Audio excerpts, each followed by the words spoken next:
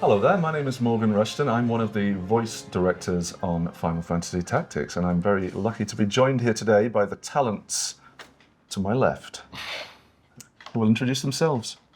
My name is Gregg and I play Delita. My name is Eleanor Bennett and I play Princess Ovelia Akashka. Hi, I'm Joe Pitts and I voice Ramza. And here we all are. I can't quite believe it. It has been a full 28 years since the original game came out in Japan, 27 since it came out in North America. People are very excited. It's been great seeing the reaction to the release of the trailer and the announcement of the game and the cast. It's exciting. Absolutely. I just feel so privileged to be here, really, and to share a little bit about what we got up to over the last almost year. It's been a while. Yeah. It's been a while, but it felt like no time, didn't it, Joe? It did, but also now we can talk about it. I think there's so many NDAs and you sort of.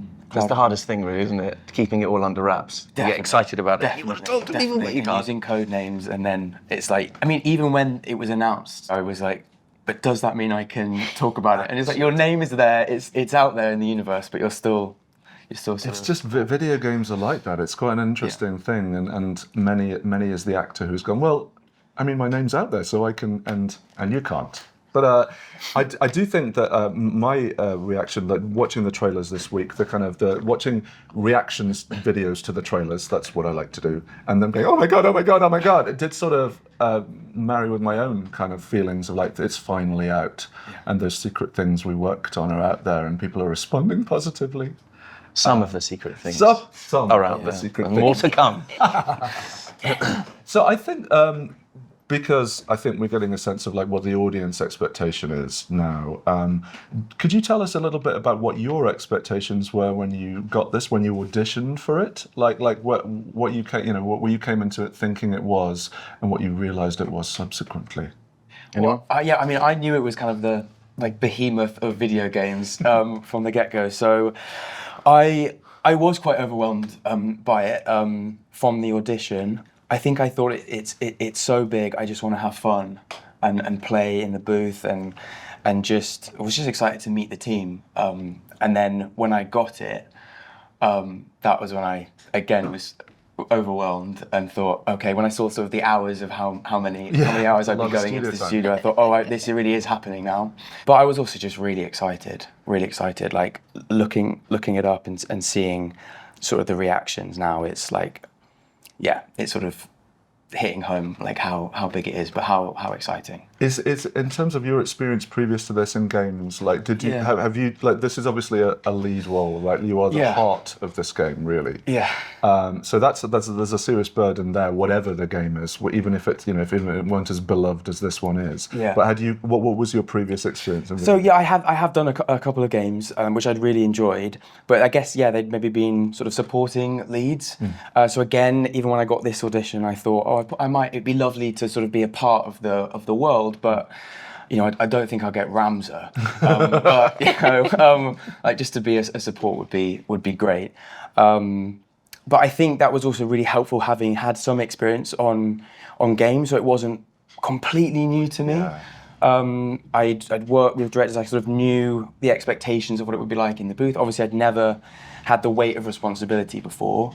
I knew like Phil Lamar is the original voice of Ramza, was so beloved, and I just wanted to do justice, really. I knew there were big shoes to fill, but it was hard, but I really tried not to have that weigh on me every time I went in. And I think that was really helped by you guys and the kind of atmosphere that was created. Fun times, right? So fun. Super fun.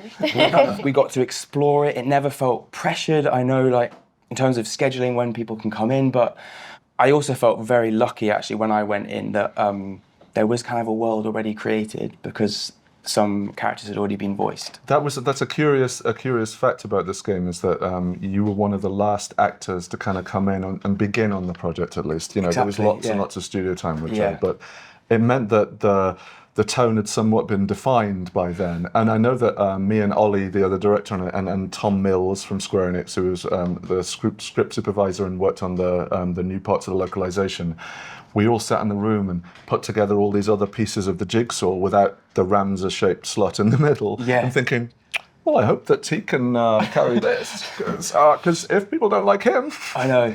and I think they will. We do. Thank you. Thank you. Can I just say that when you don't have, if you're first in the booth or earlier on in the booth, in whichever block, our esteemed voice directors, Morgan and Ollie, read those parts. Yeah. Yeah. I mean, watch your back. Yeah, I know. Because I acted do you against just wanna this go man in? a lot. I contemplated a recast, but scheduling didn't work. Sure. Sure. Thank you, though. But that's. I think that the thing you mentioned about video games, just video game work generally, so much of it. There will be visual aids. There'll be like character, some graphics, but often you guys are on your own, in a booth with your imagination, and some people to help you and support you. But the actual the imaginative stuff you're trying to do, it's much harder than being in a costume against a green screen, even, because you're not even in costume. You're just, and often the mic will be off and people will be arguing on the other side of some glass, and you think, I don't know who I am or whether I've done it. And that's one of the hardest things, I think, that I think people probably don't realise about voicing characters in games, is that you're often doing it on your own. It would be lovely for us to be in scenes together and be working off each other, bouncing off each other, and playing with ideas in that way. But it doesn't work in that way because of many different reasons: space, time, scheduling. So you're right, but you guys did such a good job at helping us do that. I think some of it was you, some of it was you guys. You also were good. Genuinely though, I think like the three of you. I referred to Joe as the heart of this, but I think that in thematically, all three of you are the heart of the game. You all kind of epitomise different things, and I think the sensitivity of your performance was absolutely amazing. We're very lucky indeed to have you. You asked about expectations, and just to touch on the script, just for me, doing the audition after reading the script was just so good. Yeah. And so I was just like, wow, this storyline, just from the little scenes that we were doing in the auditions, the script was so good. I was like, this would be a very exciting project to work on, just with the story and the script alone. So that was kind of my expectation from it.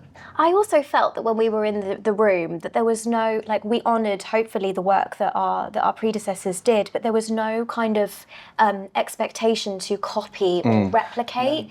So as artists, because what we're creating here is hopefully art that people love, we had that freedom to put our own interpretation and spin on it, which was a gift really, because there's nothing more challenging than the pressure of replicating someone else's work, or even the Japanese artists having to replicate that as well. We were given the freedom and the space to do, to get our creative juices going. Yeah, especially something that's so loved.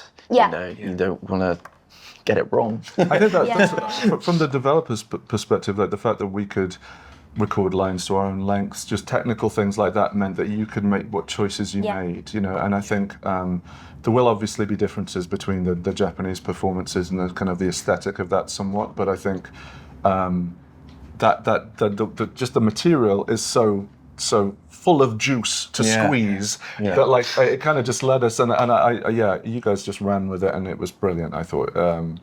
Were there any favourite moments? We could maybe talk about favourite scene or favourite things about your character that you might want to revisit. I've got lots. If you want, you tell me yours, and then I'll tell you. I have a favourite scene with my character. Go on. But for those who haven't played it yet, I don't want to spoil anything. But there's a moment of loss for Delita in particular, which is kind of the fulcrum of his whole character journey, and it was such a powerful scene, and so much emotion and journey comes out of it, and you understand Delita and where he goes with his storyline, with his personality, with his motivation for the rest of the game.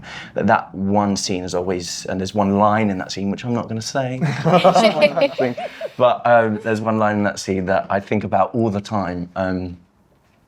So yeah, that was. That I'm sure people will be able to work it out. Yeah, that moment of crisis. I actually think that some exciting scenes early in the game where Delita and Ramza and Argath, played by the brilliant Ben Allen, are interacting and just epitomizing these different worldviews, and this aristocrat keeps kind of needling Delita in this way, which kind of keeps nearly bringing out the darkness within him, and I just remember those scenes and you trying to keep them together, come on lads, tension, we're on the same and team. The tension's building and building and building, and to the moment of crisis you talk about, right? It absolutely, I think. Delita's like just a fascinating character in terms of like, and maybe you could talk about what your character thinks about him and what when you were kind of going through the game, but like the moral ambiguity, like is this ultimately what moral compass does he follow essentially, or is there one at all? What is your It's difficult because I think Ovelia is she's a bit of a vulnerable character. She has this amazing strength, which we really played into. We didn't make her a victim. There were times where I felt like, as a character, I was being taken advantage of. And I was always in this state of like, who do I trust? Where do I go from here? But I sense like even though my delightful co-star wasn't there in front of me, there was a chemistry and there was something like love there for somebody that hasn't always had love shown to her. So it was a real mixed bag of emotions, and each time we went through the sessions, I found myself very confused, which I'm sure is how Ovelia would have felt. Absolutely, like being moved around, being influenced by all these things beyond the control. He's very good at manipulating, isn't he? Absolutely, a master, and then questioning her own self as well. Yeah, because I guess with Delita, the question that everyone kind of asks is he a villain or not? Yeah. Based on his motivation for what he does, is he a villain or not? Do you recall some of the scenes we would play like later in the game as well, that sometimes the context and the kind of power he has over people would mean that you sort of play villainy. Do you know what I mean? You come into it and then we might do it again and just go like, play it as if you're the hero of this scene. We really didn't want Delita to be like a mustache twirling sort of villain, and it's really easy with the story and some of the script to go down that route, and sometimes I was guilty of that. But you were very good at pulling me back and being, as you said, no, now try playing it as the hero, and it just gives us such a more nuanced read to the character, which Delita really needs, I think. I think there's some incredible, specifically in that. I mean, ultimately, the three of you bring out these different things, and your three characters bring out these different things. There are some scenes with Ramza and Delita meeting later on in a church and those kind of things, and these moments of brotherly love, and the side that we haven't really seen of Delita, just kind of feeling the pull towards that person he used to be and all that stuff. I thought you. That was one of the audition scenes, actually. Was it? Yeah, and that's one of the scenes I was referencing when I was talking about the script, the heretic in the church. Yeah, exactly. Yeah. I think Ramza has just the most incredible story arc to play. I felt just like blessed to have that journey to go on. So sort of establishing him at the beginning of the story, when, he's obviously from this noble family, but he's very much in the shadows of his brothers. And he wants to prove himself, and he wants to prove his worth and uphold the name. But then, of course, through sort of this backdrop of political turmoil and conflict, which he's very much involved in, he goes on this most incredible journey of sort of personal discovery. His whole belief system and moral compass gets questioned, and he has to reckon with that and come to terms with that, and ultimately make the choice which is right for him, and which takes a lot of courage to speak out against people and have conflict with characters who from the beginning, they were on his side. One of the most exciting bits was coming back to characters which I had established some relationship with before. Yeah. So again, there was a lot of pace that we looked at of how to pace the performance. So it was the same Ramza, but he'd gone through so much then by this point that his relationship has changed. He has more courage, he has more belief, more conviction. But what's it like when he rediscovers characters, and what's that initial moment like, and how does he then respond? So yeah, trying to sort of establish that journey was exciting. I think it helped that we recorded sort of throughout the storyline, really. We weren't doing a lot of- Chronologically, that's something we were lucky enough to do, because the material was already, and sometimes with game development, like lots of kind of film and TV, you have to do things out of order, right? And you know, you're like, your friend's just died, right? Now you're meeting your friend for the first time and all that stuff. And like with this, because I think partly because it is an enhanced version of something which has existed for a long time, that means all the material is there. We can chart our courses in these directions. The script is ready, which is also a bit of a luxury in video games. So yeah, we kind of, there was a destination in mind, wasn't there? Exactly. I must say that, like, do players at home enjoy the classic Matsuno experience. Enjoy, please, the amazing work that you guys did in the enhanced version, but also do play the bonus videos, because every layer of this had the same kind of scrupulous care and attention spent on it, right? And those, I think it's quite easy to, when thinking back on the project, to remember when we have not just the voices in our minds, but we have the visual aids of like some of those cuts, the video sequences to remember. That kind of really brings things to life in my mind. But you were mentioning incidentally, I think the idea that even sequences where we didn't have any visuals are now alive in our minds too, right? Yeah. That's a thing. We were thinking back on some of our favourite scenes, and I had this one moment where I was travelling with Agrias to the Cardinal de la Croix. The home of the Cardinal, yeah. And that was purely voiced. I'm not even sure if we'd had some of the other artists come in and do it, and if it was just us reading it, the three characters, or two. And it was so rich in my memory and mind. I feel like I was there doing it, and that was completely created within a little tiny studio in 7 Dials in Covent Garden, London. I can picture the mountains, like, you know, in between. It's absolutely crazy. So yeah, we were seeing them off in the distance. Yeah. I remember that session. That was brilliant. Well, that's real testament to your kind of knowledge and detail of, you know, setting up the scene for us. I don't know about you guys, but you know, you're always good at going to so much detail and giving us like what's happened Too much, before. Oli would often say. What colour the mountains are. Lighter blue, lighter. That's about right. But no, it's really helpful. It's really helpful, because sometimes you rock up in the studio and you have a scene and you kind of don't know what's happened before, and and you need that context. We did some long old sessions with you guys. Do you remember any low points that you felt in the process, and just like, oh my god, I'm not getting it, or oh my god, how many more hours, or was it? I would say low points. There were definitely challenges with efforts and some of the gameplay. We called them like incantations. Oh my gosh, I had forgotten all of that. So some of the sort of the spells and stuff that they're cast. Often we sort of just have like a free flow of like, let's just ride it and see where it goes.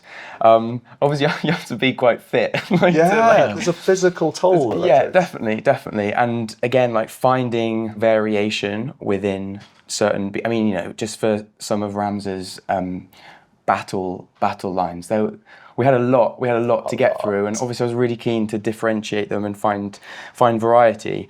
Sometimes you think, have I done that again? How am I finding variety? You had the challenge, but actually Delita and Ramza both have the challenge of being their initial selves, the kind of the 17-year-old with aspirations to chivalry, and going, take that, or whatever, and then the one... That's the young cadets. Yeah, exactly, the young cadets, and then the one 7 years later, or whatever it is, years later, going like, take that, and it's So just you also had two Yeah, young yeah, Delita yeah. and old Yeah. Delita. Exactly. Yeah. And the nuances, even like so generally speaking, I think the team tried to give you different things to say, but there would be times when the young version of your character would be saying the same thing as the old one, and then it would just be what extra, Or having a young attack and an older attack. Yeah, exactly. Yeah. Like Yeah.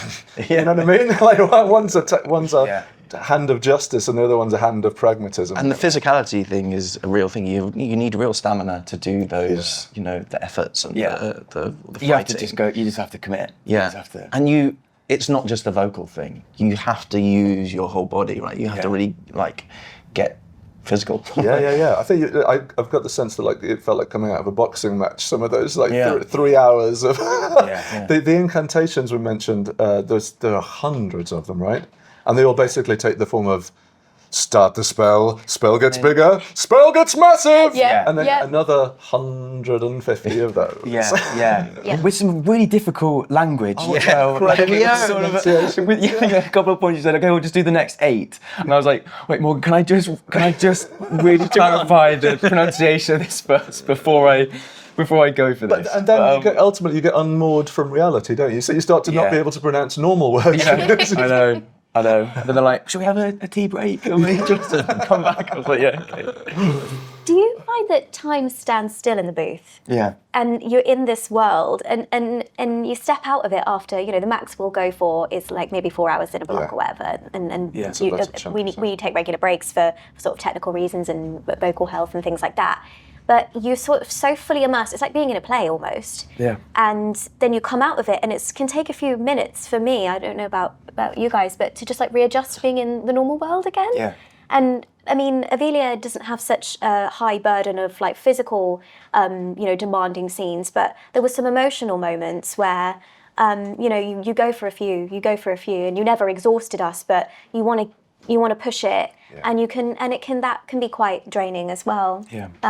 Because we want to make it as real as possible, right? Yeah, So we do. you're putting everything Well, into the emotion, places the you're going, physicality. the places you're going with that trauma. It needs to- Absolutely. I think with Ovelia especially, the challenge of not making her a victim, but you have to sympathise with her similarly. So she is a victim of circumstance, and she's sort of reaching for salvation in various places and trying to play this game that she can only vaguely see the pieces in. And so, if she were just a victim, a victim of circumstance, we go, oh, poor you. But it's only by seeing the human being doing their best in that and dealing with things which are way too much for a person their age to be dealing with. I think that was the trick, wasn't it? And you only do that by making people really feel your pain and making and your loss and your lostness. And I think that you did that amazingly. I can only imagine giving that for 4 hours, and then outside, blinking the light, and it's shake it all off, right? Yeah, that really came across the depths you were going to, the drawing from the well kind of thing. Well done. Then as an actor, I think it's when you're listening to those voices and those. I mean, there's some amazing performances on this job. Like we talked about, that commitment, that openness to those emotional moments. That actually, in scenes when Ramza was battling with his own emotions, or emotions were coming up to the surface. Listening to those voices and those performances, you're sort of you're taken there immediately. And again, it's just allowing that openness as an actor to all come through your voice. It's sort of knowing, well, if you're feeling this, but that's okay, but it has to then come out through your voice, because at the end of the day, it is just... It's not just in the eyes, unfortunately. But there are no eyes. There are no eyes. I loved watching your reactions to, there's some amazing actors in this. Obviously, we're going to have, later on, there will be Tim Watson's and Sid, Ben Starr's in there. There's some brilliant talent. Kevin McNally, just great voices, and you kind of going into this place again, you can't see, you don't know, and then you meet the Duke for the first time, and there's Kevin McNally or whatever, watching you kind of rise to the occasion and every occasion was brilliant. I hope so. I think there was a lot more where I said to you, God, they're really good, aren't they? They're like, yeah, I know. I was like, oh, wait, sorry, I need to stay in it. The wonderful thing about that is that how similar you are to Ramza, and there's an earnest core to you. I mean, It was very overwhelming. am I good enough for this? Anxious, yeah. Constantly anxious. But it works. Yeah. Okay, so we are nearly at time. So to wrap things up, I want to finish by asking you guys if you have a favourite line in the game. And I think Ramza, maybe Joe, you should go first. I do have a favourite line. My favourite line is, I've lived a far from righteous life, but I endeavour to walk a righteous path. Yeah, I mean, does that speak for itself? Oh my God, it speaks for us all, I think, doesn't it? I think for Ramza, people say he's the hero of the piece, but he knows he's flawed. I think that's really important. And when he goes on this journey, he recognizes his own flaws. He knows he's made mistakes, but he's ultimately trying to do what is just and right. So I think that was kind of the route that we took throughout all of it, from young to old. But holding on to that is sort of his core. Absolutely. I think if you go from being a complacent goody, who hasn't ever questioned goodiness, exactly, to having the world go, and then to decide that you get the choice to be good or not, ultimately, and that's a big choice when you know what the choice means. Yeah. I think you epitomised it beautifully, and what a lovely line of dialogue. Yeah, great line. Eleanor? I have one. All this suffering and solitude, what purpose did it serve? And I think it's something around Ivalice always running red with blood, and ultimately the futility of things, but the desire to keep going and keep kind of struggling and fighting. Fighting on. She doesn't give up. To give up would be, there wouldn't be a story to tell for her. I think there is like Ovelia's literal isolation from her, but I think it speaks for lots of the characters where they are on their own with their problem. Like Delita is on his own with his problem, right? Yeah. And he finds ways to solve it, and nobody knows quite what his game is. Even the woman he loves doesn't quite know what his game is. And what's it all for? What am I doing? That's a great Shakespeare. It's very Shakespeare. To be or not to be. Yeah. That's what they were shooting for. I think they got it. Beautiful line. And what about you, sir? Yeah, I have a favourite line. My favourite line is much more simple in terms of language, and I'm not going to give the context in which it says it, because for those who haven't played the game yet, I don't want to spoil anything, but for those who do know the story, you will know what I'm talking about. And the line is, Teatra. Not said like that. Okay, well, I think that's just about all the time we have. The time has come to hand over to the guy I like to call Director A, me being Director 1. That's Oli Chance, who will be joined by Tim Watson, Ben Starr, and Hannah Melbourne. 3, 2, 1, go! Welcome. I'm Oli, I'm the other voice director, and I'm here with Ben Starr at the kids' table. Hannah Melbourne. Timothy Watson. And what characters did you play in Final Fantasy Tactics, the Ivalice Chronicles? I played Dycedarg Beowulf. I played Agrias Oaks. I play Sidolphus Orlandeau, the Thunder Cid. I prefer it. But, which plays into a point that I was making just now to you guys. Basically, the 3 hardest characters in the game.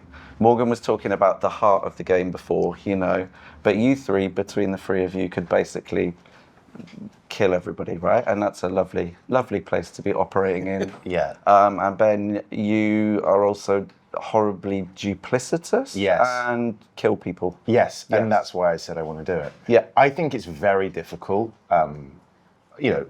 We also have experience being a part of this franchise already, right? Where you've been able to be a part of creating something that's very iconic in a lot of people's eyes, and certainly coming off Clive Rossfield, which a lot of people have this very intense relationship with, because they've been with him for a long period of time, and they've been with my voice or my performance for a long time. It was a very difficult decision to kind of come back to this franchise because I thought, I don't know, do you want to come back? Is it going to be as good? But I think we managed to have a conversation about how in which we can do a character who's very different. His texture is very, very different, and Dycedarg is kind of a piece of shit, really. He is, but there's a beauty in it, and there's a playfulness, and there's all this plotting and scheming, and obviously you don't want to play him as a piece of shit, but he has to have his own reasons, and he believes his reasoning, but it just happens to be very much in opposition to what Ramza and I think we talked about a lot that whole thing when we were briefing everybody when everybody came in for the first time, right? It was like, this is a world, not goodies, not baddies. Everybody has their motivations. They just might have terrible motivations, but it was never about, like, as they were saying earlier on, mustache twirling baddies and super heroic goodies. There's always those like angles that we had to find on things, and that was where all the fun was, right? Yeah, I mean, certainly for Dycedarg, one thing we always try to do is like pull it back because the writing is so beautiful. I think there's just this kind of amazing kind of Shakespearean musicality to the way that it's been written. You don't need to put much on top of it. Yeah. So it's not about giving, it's about holding back. And I think there was certainly a lot of restraint in the way that you directed us as a performance. People's experience of acting in video games, people's experiences of FF as a series, and we're all bringing very different levels of that, right? Because Hannah, I think you were saying this is kind of your first big FFE level thing. Yeah. And how's that been, and how much did you know? Oh my God, it's been amazing. I'm not a gamer, so I didn't kind of grow up playing the franchise, but I was born in the 80s. You can't not know about it. And so, yeah, when I got the call to say that I got the job, I was like so hyper, so excited. It was my mum's birthday. So, yeah, I was with all my family. Just couldn't believe it. And it's been such a massive learning experience, like working with you guys. Working with amazing directors on something like this is such a treat. Like, it's been rare for me to have that, so... It's been... Is this one of your first games you've done? One of the first, yeah. What was it like? I feel that I'm kind of used to it now. I think there's this... You just kind of go in and you get an understanding of how it's done. But like, me personally, I find there's like a different muscularity to the way in which you kind of need to perform in a game like this, as opposed to just kind of like doing it for TV or film. Like, or even stage. I feel like it's a combination of all of them. But like for you, what was your experience coming in? Did you feel like it was a different skill you had to bring to it, or did you just kind of like sink straight in? You went, I know how to do this. I felt like I was really looked after by these guys. Like, I didn't have an expectation necessarily. I've been a voice actor for a long time, but not really in games. I've done bits and bobs, and yeah, it's been a bit of a journey, but. I didn't feel when I was doing the audition process, that's when I felt like loads of pressure. But then once I got the job and I was in there, I just felt like, really taken care of, and I knew what they wanted me to do, and it kind of flowed. And that's like a two-way street, I think. We were talking earlier on in some of the pre-stuff about this, about how I think a lot of actors come in and they know that FF is a series with a huge amount of everybody knows what it is. It's got these fans. They're worried about doing the right things for those fans. We have a huge responsibility, and I don't want to put pressure on it, but there is a monstrous responsibility on our shoulders when it comes to this game, because we are saying words that most people for the past 20 odd years have been in their own heads. Yeah. They've been delivering the best version of these lines in their heads. These characters have lived with them in their minds, which we could kind of probably never live up to, but we're just going to kind of give our best. For me, I saw the reactions to it being announced. I think someone said, "Are they going to shout out the spells?" And I've shouted some spells in my time, but I've never shouted them like this. Yeah. It was crazy. And because this game is so iconic in the way that it has these kind of really particular idiosyncrasies that are specific to tactics. It is a game that many people have lived with for a long time, but then also many people haven't lived with for a long time. There are people who have skipped it. And if you're experiencing it for the first time, we have to give as equally a compelling performance for people that have loved it forever, and we're introducing, these characters to them for the first time. But getting to shout those spells out was cool. We had that kind of like naming thing. It was like 1, 2, 3. Yeah, we talked about earlier on the 3 stage. Yeah. This is the start of the spell. This is the middle of the spell. Here's the name really loud. Biogar. Yeah. What was some of the weirdest stuff? Then we got into like elaborate Japanese words, right? Chirigerade. And then we all had, so Tom from the script team was there, and we were trying to figure our way through, like, obviously we're not going to try and get people to do authentic Japanese pronunciation. So what's the level of sayability in English, which isn't embarrassing, but is also not, it was a really interesting balancing exercise. And then you got to take that person seriously as casting a giant, massive spell as well. So that was That is the challenge, right? The challenge is, how can you make something that is so fantastical sound incredibly human? Yeah. And that's the beautiful puzzle, I think, of performing, is taking something that might sound so alien and make it seem incredibly relatable. But you also get into I'm just remembering now that particular session, Liquid Violet, and doing 3 hours of the 3 levels. Yeah. You do get into a groove where what the extraordinary becomes natural. Yeah. So that after a while you realise that the extraordinary is actually entirely natural. It rolls off the tongue. So the first page of those incantations is a little bit weird and taxing, and then by page 3, 4, it's makes complete sense. Like you've been doing it your whole life. Like your whole life, yeah. But I think you find that with elements of like story as well, right? You're dealing with these worlds with strange alien concepts that you have to take seriously, and sometimes it takes a bit of bedding in to say those things, and then by the end of the project, you're all talking about it like it's the most normal thing in the world. It took me a couple of days to be able to say Beowulf correctly. Oh yeah. That was the hardest one. I've seen so many people be like, oh, I'm finally going to get to know how to say the word Beowulf. Because you had to be like, it can't be Beowulf because there already is a Beowulf. So then it became Beowulf. Christian Beowulf. Christian Beowulf was Gareth Beowulf or Christian Beowulf Beowulf. with a F on the end. Beowulf. Yeah. It was great.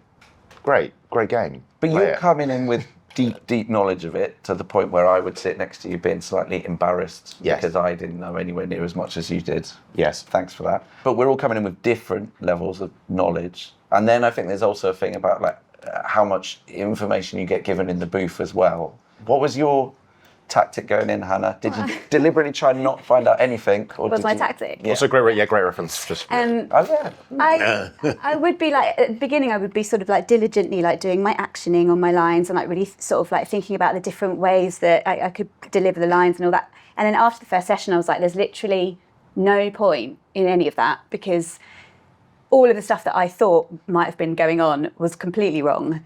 And you guys were giving all this lovely context and texture and whatever. So it was just having to be in the moment and just be like available and ready to do whatever you were explaining was actually happening in that scene. So that sound of surprise in your voice was genuine. Yeah, but it was a great way to work, because it meant that you were really in the moment and you weren't just like, you weren't married to the music of something that you'd already tried to do. You go in and you would just be kind of trying to be the character and be responding in real time. And I would come out and I'd be like properly But exhausted. like coming with that level of flexibility is really, really useful, because some people will come and say you did have knowledge of the franchise and there's the weight of these characters, like Ben said, that people have been in love with for years. If you come into that room going, oh my God, I'm going to have to live up to that. This is what they would do. And that's just going to steer things in a certain possibly unhelpful direction anyway. Yeah. So I really like what you said about the idea of not being married to the music, because I think it's so true. There are so many different versions of the way you can say that. You know, everyone has a plan until they've been punched in the face. You have to adapt. You have to be nimble on your feet, and often the best performances come from the choices that you didn't know that you were going to make. I mean, I've worked with you and Morgan for many years. For those who don't know the context, we worked together on Final Fantasy 16 for 4 years, and I would say some of the choices that we made in that game, and certainly the choices that kind of were the way we work, is very instinctual. It's let's try something different. Let's try and figure out the don't play the question mark. Yeah, don't play the question mark. Like there are lots of different ways in which we worked, and it was great kind of transposing that into the kind of the key of Final Fantasy tactics. Of working in that way. And I certainly came in with a plan of how I thought Dycedarg would be, and very much at the beginning I remember you just guys going, don't do that. I was like, okay. Yeah.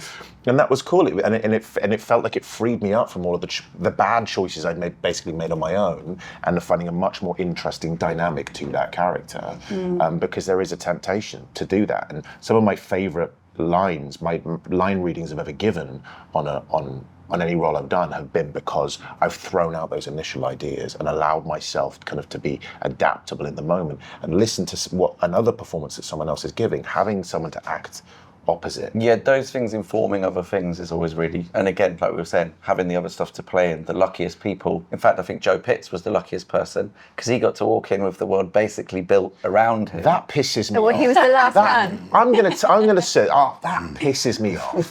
Because I was always the first to go in on 16. I acted opposite no one. You did the exact. I did the exact opposite. Thousands of hours of shouting into the void. And no one to act opposite. Yeah. Joe got it easy. Yeah, he did. But you know, Lucky boy. he's a likable person, and we wanted to help him as much as we could. Pays to be likable. Yeah.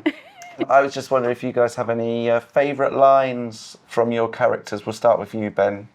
There have been lots of lines that I have said in this game, and actually, before I answer that, it has been very interesting seeing people message me and say, "I can't wait for you to say this line out loud," which has been quite nice. But the line I will choose for the purposes of this is, "I mislike the question." My question. I hate your question. Yeah. Okay. I think Dycedarg is, as I said at the beginning, some nasty things about him, but as we pointed out, he has to feel very vindicated in his actions because he does some abhorrent things, but I think he believes he does some abhorrent things for reasons that he believes to be true and honourable, and his version of honour may be warped in comparison to the point of view of what Ramza believes in, but he believes what he's doing is right and the betterment for his family and the betterment for his people. Like he has been taught to these things, he has learned these things, and he believes that that's the way he should be. And I think that line in particular is a fantastic distillation of his belief system, really. He's not a horrible person, he just has a misguided life. And that's what we were working on, right? That's how you make him not a baddie, is by justice for approaching it like Dycedarg, that. everyone. Justice for Dycedarg. Hannah? One that sticks in my mind is when Agrias says, "Have you no pride, no honour?" And Again, these all feel quite personally directed at. Yeah. sorry, Ollie. Just because there were so many lines with her where we spent loads of time peeling off the layer of like aggression and contempt that you naturally want to, if you're saying to someone, have you got no pride, have you got no honour? But with her, it's like, it's not that. She's not coming at it with this kind of contemptuous attitude. It's that she doesn't understand how someone can be like that. Yeah. Because she is just a Such good straight egg. down that- yeah, such a strong egg. Yeah. And honour and duty and all that kind of stuff is just in her bones, that she's just like, wow. She's like one of the few genuinely just straightforwardly good people in the thing where there's no side to her, right? And that's what's really. And that was the hardest thing it was hard to express it because with everything with her, there are emotions, of course there are, because she's a person, but it's encased in this military almost encased in a almost like they were encased in a layer of plastic. Yes. Mm-hmm. Oh, look at my hair. Wow. That's good, isn't it? Hello. Do you want to do the line? Yeah. Yeah. Have you no pride? No honour? And so that's the level of seriousness and gravitas we were working towards the whole time. Cool. Amazing.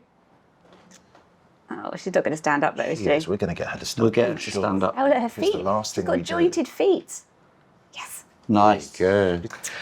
Tim, what was your favourite line? Can I have my one? Sure. No, you haven't got it, have you?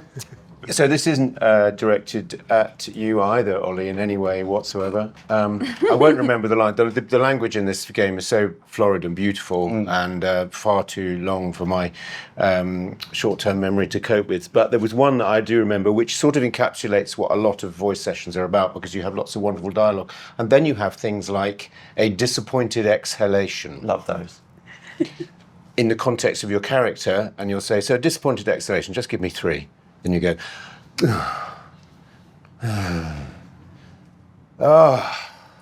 and you'll say, yeah, we'll take 2 and 3 as the alt. And then you move on. I would do that. You animal. I would give you the background of why you were sighing. I would tell you what had just happened. I would do all of that. No, because it's near the end of the session, so I'm in the groove, I know where we're at. And it's also part of a scene, so I know I had the feeder line. So, but those are the, I love those. But disappointed exhalation had a bit of Morgan written on it, that one. It was sort of, could hear him. I always like seeing those ones coming up the road because it's how you tell if somebody's, either used to this or game for something a bit interesting. And somebody who can just sail straight through disappointed exhalation with all the professionalism in the world. A vocalized ellipses, though. Oh, God. Dot. Dot. How do you do that? Yep, we write all of those out because they do get. It's a thing in Japanese scripts, literally just a line of dots, and then the actor is supposed to somehow know what to do with that. So we do try and get rid of those, but they do still show up. But they are, I think they are synonymous with video games. The dot. They are like on the page on the screen. So if the sub does that, that's fine. But if you're giving the actor that, that's like, what do you do? Yeah. I'm not going to lie. I don't know what I'm doing whenever I do those. If you hear them in the game, I have no idea what I'm doing. I'm just making noises from a bank of noises that I've made. I am not a skilled enough actor. I'm just going. Because I think sometimes you can do that where when people say like what are the most difficult lines you can do, often like the really complex, like emotional scenes, first take, great, well done. It's the small stuff. Yeah. It's the one word that's really difficult. Just sometimes hello or hi I struggle with. Yeah. I would like to know what your favourite things were about your character. This time we're going reverse order. Tim. Favourite thing about Orlandeau is he has a kind of sense of outrage, a righteous outrage, which I really enjoyed trying to get under the skin of. Short answer, I'm done. Very succinct. I love about Agrias that she is just such a protector. That quality is very admirable, and as a mum, it was easy for me to access that sense because when you become a parent, you are immediately somebody's protector. So to get into her, that was my route, was the mother-child relationship. Did you just meet Ovelia, Eleanor, just now? Yeah. The person you spent all that time protecting. That's quite nice, isn't it? And I am bigger than her, amazingly. Yeah. So I could kind of give her a hug like this. What did you like about your murderous piece of scum? I love his little beard. I think he's got such a silly little beard. When I was younger, I watched an episode of 24, the television show 24, and I accidentally put the audio prompts on where it described what's going on. So it was for basically people who were visually impaired, and it would explain what's going on in the scene. And I remember there was a scene that was so vivid for me, and I've always remembered this line, which was, Jack Bauer lurks in the corner with the air of a Jacobean plotter. And I always wanted to play a role with someone who lurks with the air of a Jacobean plotter. And I feel like that is Dycedarg. Nice. When people leave the room, he lurks with the air of a Jacobean plotter. And it's this idea of like scheming, intelligence. He's very, very smart. And very, very evil, but also very vindicated in his actions. And I really love that about him. It was so playful. You need to play Bossola in The Duchess of Malfi, then there you are. Please hire me in that.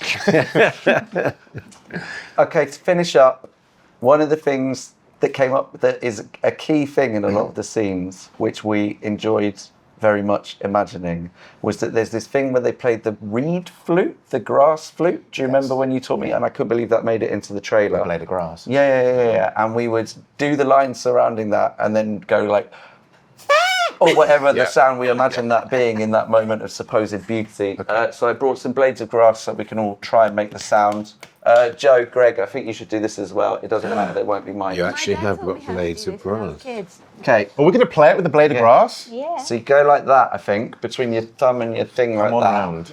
Oh, you did. They're too thin. No, I did it earlier on. It worked. What is the exact line?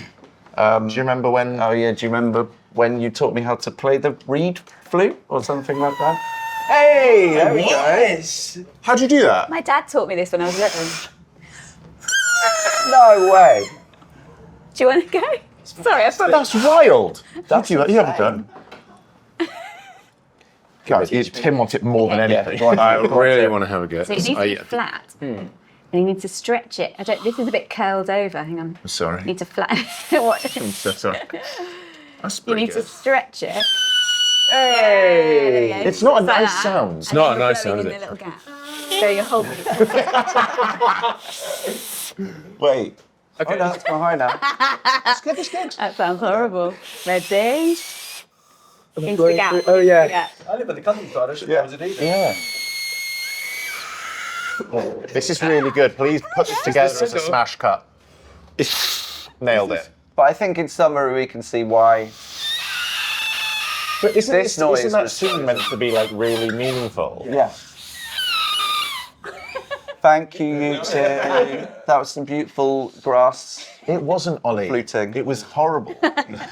But it worked, which is Yeah, good. I it was mean, good stuff. I was dreading us standing here just honking into our hands for like 2 minutes and nothing happened. But we didn't know that you were going to be a professional reader. I'm sorry, I should have said.